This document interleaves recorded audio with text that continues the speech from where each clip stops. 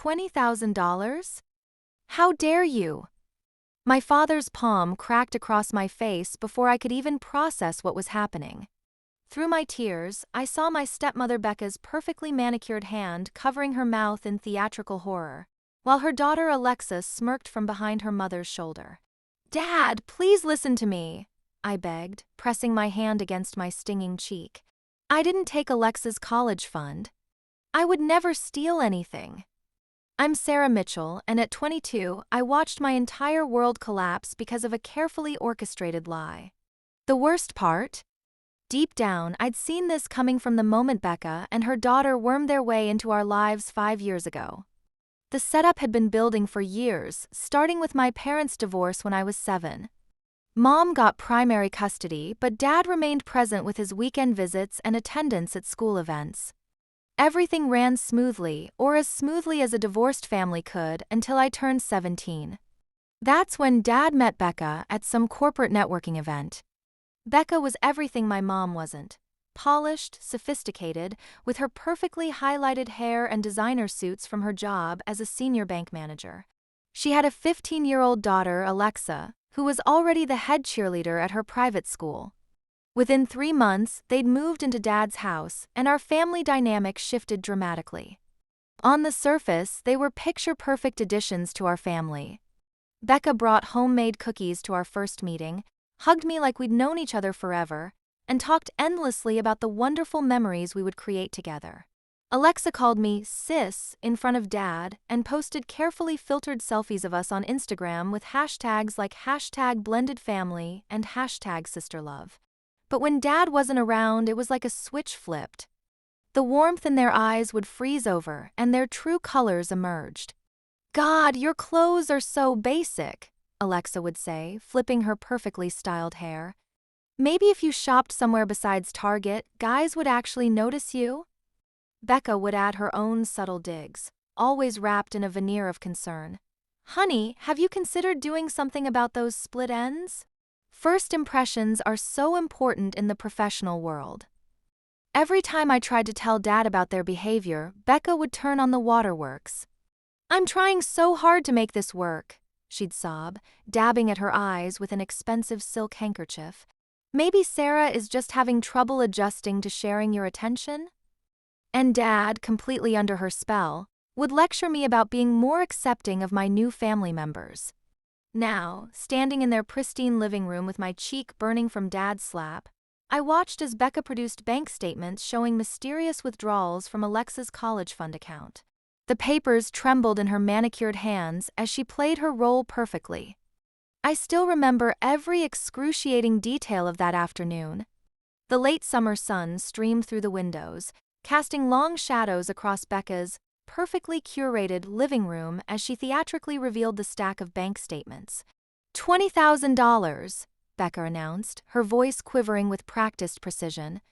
The entire college fund we set aside for Alexa gone. She spread the papers across the expensive coffee table she'd insisted Dad buy last Christmas. "And look at these withdrawal dates, Richard. Every single one matches when Sarah was here alone while we were at Alexa's cheerleading competitions." My heart pounded as I leaned forward to examine the documents. The transactions were there in crisp black and white, complete with timestamps and location data. But something felt off about the formatting, though I couldn't quite place what. Being just 3 months into my entry-level position at TechCore, I was still learning to navigate the adult world of banking and finances. "That's impossible," I protested, my voice surprisingly steady despite my racing heart. "I've been saving every penny from my new job just to move out. Why would I risk everything by stealing?" "Oh, please," Alexa interjected from her perch on the designer armchair. "We all know your little tech job barely pays enough for gas money. Must be pretty tempting seeing all that cash just sitting there." Dad stood by the fireplace, his face growing darker with each passing moment. The same fireplace where we'd once hung Christmas stockings together, where he'd taught me to roast the perfect marshmallow for s'mores on rainy days. Now it felt like another lifetime. "I can prove I didn't do this," I said, pulling out my phone with trembling fingers. "Let's call the bank right now." They must have security footage from the ATMs, transaction records. Becca's perfectly maintained composure cracked for just a second before she smoothly interrupted. As a bank manager, I cannot authorize any investigation that might compromise client privacy. This needs to stay within the family. That's when Dad exploded. His palm connected with my cheek before I could even register him moving. The sharp crack echoed through the room, followed by Becca's perfectly timed gasp of shock. 2 hours, he growled, his voice unrecognizable. You have 2 hours to pack your things and get out of my house. I won't harbor a thief under my roof. I stumbled upstairs to my childhood bedroom, my cheek burning with both pain and humiliation. The room felt suffocating now, with its pale blue walls and photographs from happier times. I could hear the performance continuing downstairs. Becca's theatrical sobs about feeling betrayed, Alexa's dramatic declarations about not feeling safe with me in the house, and Dad's heavy footsteps pacing the hardwood floors. My hands shook as I called my bank, then my mother's bank, then finally Becca's bank. Each call hit the same wall. Without a formal investigation, they couldn't access or verify transaction records from other institutions. Becca had orchestrated everything perfectly, using her position at the bank to create an airtight trap. As I stuffed clothes into my old college suitcase, I heard soft footsteps in the hallway. Becca's saccharine voice drifted through the door. Sarah, sweetie, your father and I discussed it, and we think it's best if you leave your house key and garage door opener. For everyone's peace of mind, you understand? I caught a glimpse of her triumphant smirk in the mirror behind her as she closed my door. The same mirror where I'd gotten ready for prom, where Dad had helped me tie my first tie for a job interview, where I'd practiced countless presentations. Now it reflected a stranger's room because in less than 2 hours this would no longer be my home. That first night at the downtown youth hostel felt surreal. I sat on a squeaky bottom bunk, surrounded by backpacking tourists, staring at my maxed out credit card statement on my phone. The $89 per night wasn't sustainable, but it was all I could manage while scrambling to figure out my next move. My new reality settled in during those 2 weeks. Sharing bathrooms with strangers, eating vending machine dinners, and showing up to my tech job in increasingly wrinkled clothes. I kept a brave face at work, making excuses about renovations at home when colleagues asked why I looked tired. The truth was too humiliating to share. I threw myself into work with a desperation that surprised even me. When everyone else left at 5 p.m., I stayed until the cleaning crew arrived. My desk became my sanctuary, the one place where I felt in control. I volunteered for every project, learned new programming languages on my lunch breaks, and took detailed notes in every meeting. My direct manager, Lisa, noticed. Sarah, your code quality this quarter has been exceptional, she said during my 3-month review. Keep this up, and we might have to fast-track your progression plan. The promotion came 2 months later, along with a 30% pay raise. I celebrated by moving out of the hostel and into what the rental listing generously called a cozy studio apartment. In reality, it was a converted garage with a kitchenette and a bathroom so small I had to sidestep around the toilet to reach the shower. But it was mine, and more importantly, it was far from my father's neighborhood. During those months, my phone remained silent. No calls from Dad, no fake sweet messages from Becca. Even Alexa's normally active social media went quiet about family matters. The only acknowledgement of my existence came on Christmas morning, a text message from Dad that read, "Merry Christmas. Hope you're well." As if he was messaging a distant acquaintance, not his only daughter. I deleted his number that day. Then his email. Then I blocked him and Becca on every social media platform. When my cousin Jennifer called to invite me to the annual family Easter gathering, I made up an excuse about a work emergency. The same went for 4th of July, Thanksgiving, and every other family event that followed. The hardest test came when my grandmother, Dad's mother, passed away in February. The news reached me through a colleague who'd seen the obituary. Grandma Mitchell had always been kind to me, sneaking me extra cookies during holidays and sending handwritten birthday cards every year. But attending her funeral meant facing my father, Becca, and the whispered judgments of relatives who'd only heard their version of events. So I visited her grave alone 1 week after the funeral. I left her favorite yellow roses and sat there in the cold winter air, telling her everything that had happened. Somehow I felt she would have understood. She'd always said that sometimes the strongest thing you can do is walk away. That day at the cemetery, watching my breath form clouds in the frigid air, I made a decision. The scared, hurt 22-year-old who'd been thrown out of her home needed to die here, alongside the last traces of my former family life. It was time to become someone new, someone stronger. 8 years can change everything. At 30, I'd built a life I was proud of. Project manager at one of Seattle's top tech firms, a modern condo overlooking Lake Union, and most importantly, peace. The girl who once slept in a hostel was now the woman other team members came to for guidance. That's why when my doorman called up about a Richard Mitchell requesting to see me, my first instinct was to deny him entry. But something, curiosity maybe, or that last stubborn thread of daughterly obligation made me say yes. The man who stepped out of my elevator barely resembled my father. His once perfect hair had gone completely gray, his confident stance replaced by a slight stoop. The designer clothes he'd worn to impress Becca were gone, replaced by a rumpled department store suit that hung loose on his frame. "Sarah," he said, his voice cracking. You look successful." I stood in my doorway, one hand still on the handle. "What do you want, Dad?" He pulled out a manila envelope with trembling hands. "I found something at the bank. After Becca, after she." He took a shaky breath. "She's been lying to everyone. The money, your money, it wasn't you. It was never you." The documents he spread across my kitchen island told a story I'd suspected all along. Bank records showing Becca had transferred Alexa's college fund into her personal trading account. Screenshots of failed stock investments. Forged withdrawal slips with timestamps that had been digitally altered. "She lost everything trying to play the market," he explained, his voice hollow. "When her investments tanked, she needed a scapegoat.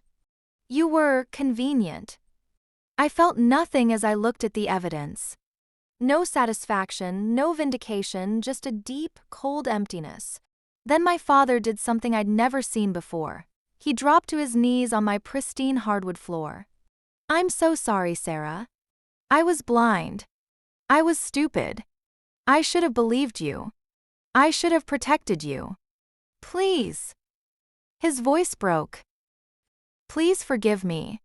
I need my daughter back."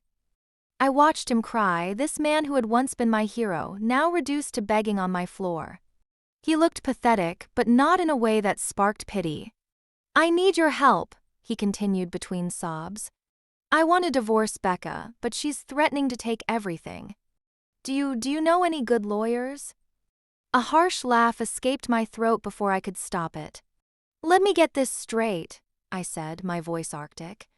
8 years ago, you slapped me across the face and threw me out without a single question. No investigation, no chance to defend myself. I was your daughter for 22 years, but you chose to believe a woman you'd known for 5. I picked up the papers and held them out to him. "And now that you need help, suddenly you remember I exist?" "Sarah, please, I was wrong. I know that now." "No," I cut him off.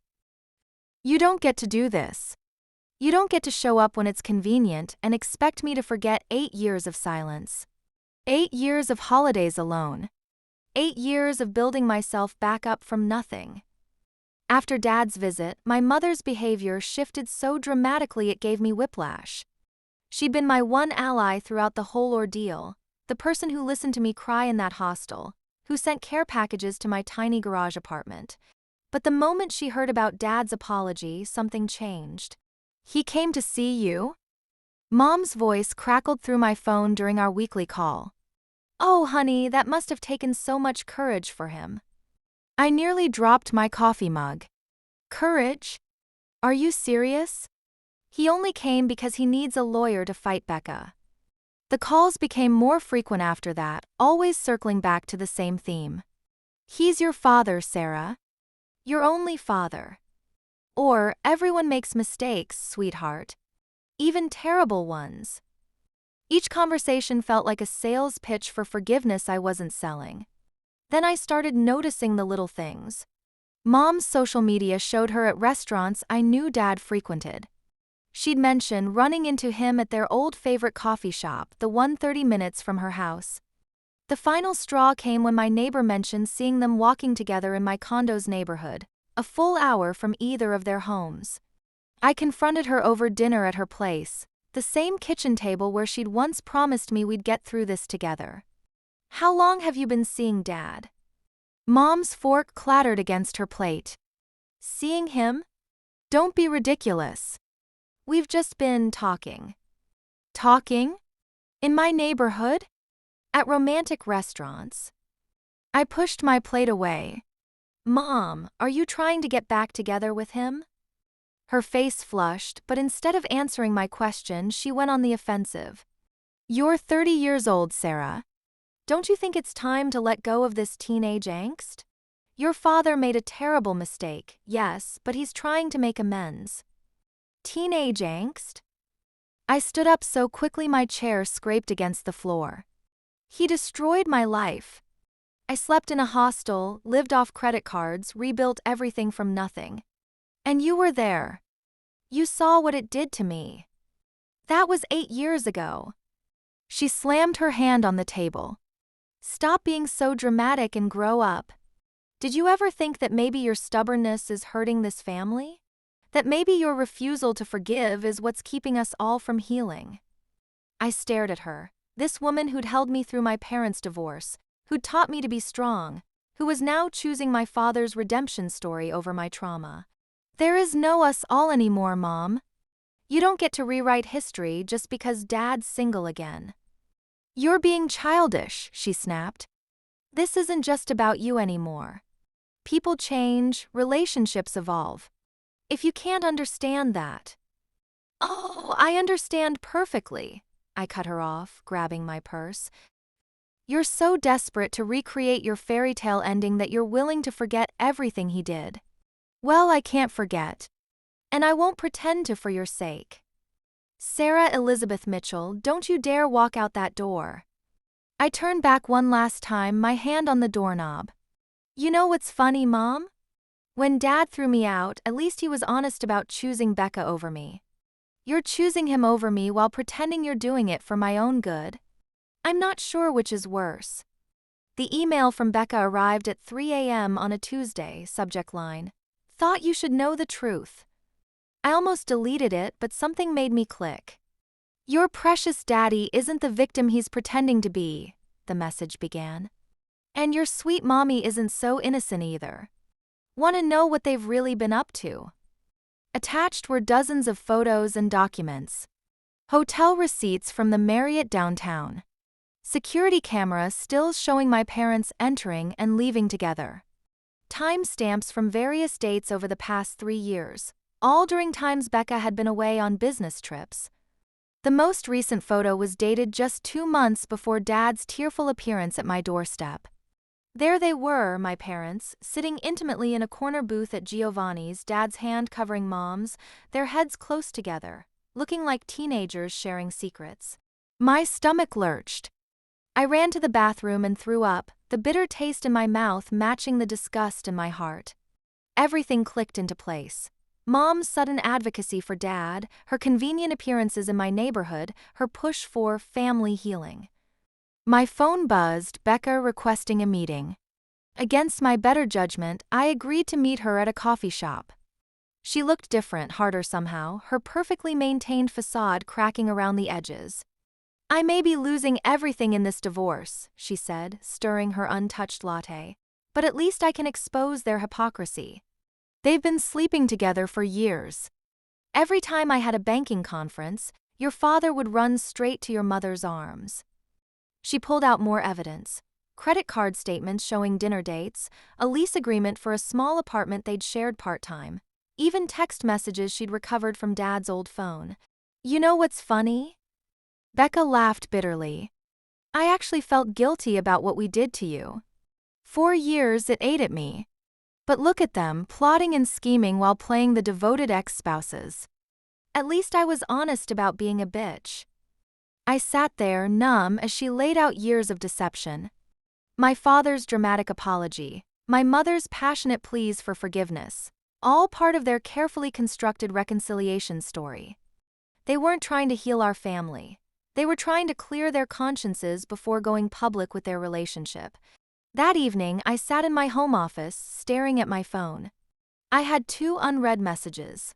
One from Mom about Sunday dinner, another from Dad asking about lawyer recommendations. With steady hands, I opened my contacts and began removing their numbers, email addresses, and social media connections.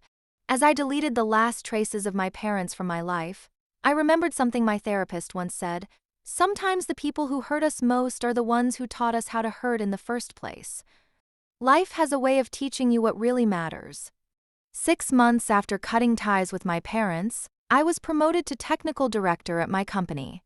The scared girl who once counted pennies for hostel stays now led a team of 30 developers, overseeing projects worth millions.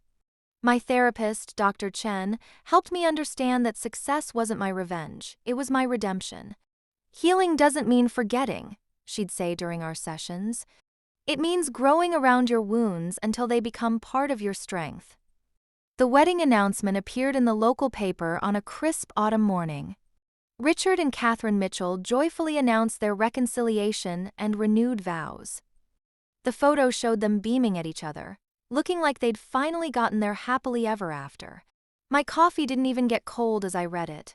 I felt nothing but a distant acknowledgement, like reading about strangers in a story. I blocked their numbers that day, not out of anger or pain, but because their chapter in my life was finally truly over. These days, my weekends belong to me. Sometimes I drive out to Mount Rainier, losing myself in trails where the only sounds are my boots on the earth and wind in the trees. Other times, I meet my chosen family, Lisa from work, who's now a close friend, or Marcus from my hiking group, who understands what it means to choose peace over toxic family ties. Last night, sitting on my balcony watching the sunset paint Lake Union in shades of gold, I opened my journal and wrote. They say blood is thicker than water, but they never mention how blood can poison a well.